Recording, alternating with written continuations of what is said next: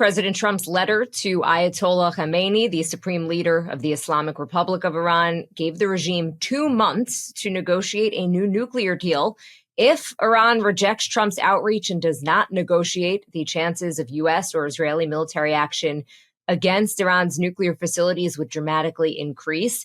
Iran's nuclear program has advanced over the past 4 years, and the country is closer than ever to being able to produce a nuclear weapon. Trump revealed initially 2 weeks ago that he had sent this letter to the supreme leader in Iran, what we've described as the carrots and sticks strategy here. Sticks being, we're going to force you through will, the bombing of the Houthis. Carrots, these negotiations. Trump is a deal maker. So, even with Iran, he's looking at some potentially big deal here. Remember the first term, he tried to strike big deals with Kim Jong-un in North Korea. The letter was officially delivered to Iran's foreign minister several days ago.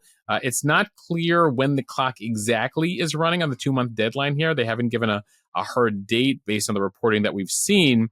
But it is interesting because it does come at a time where we've seen major progress in Iran's nuclear program these last 4 years. It says it's closer than ever to producing a nuclear weapon.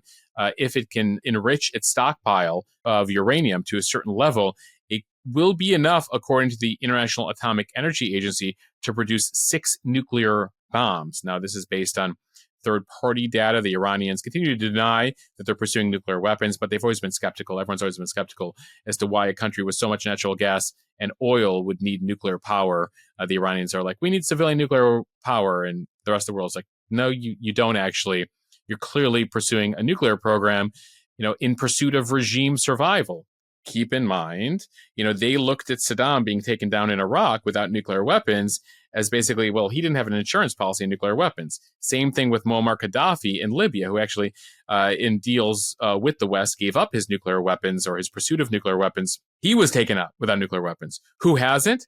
Kim Jong-un in North Korea with his own nuclear stockpile. So the Iranians look at that, and the supreme leader and the Ayatollahs and all the folks around that regime see that as an insurance policy, that regimes with nuclear weapons, it's more difficult for countries, their adversaries, to take them out. And so that's why people have always been nervous about the Iranians wanting to actually get them. And also the fact that they call for things like death to Israel, death to America in the hands of a group of people. The Iranian government is concerned that they might actually use them for their foreign policy purposes. So that's always been the fear there when it comes to Iranian nuclear weapons. Trump trying to strike a deal here before he has to follow through with threats that he's made, which is he will never allow Iran to get a nuclear weapon and will pursue any option to prevent that.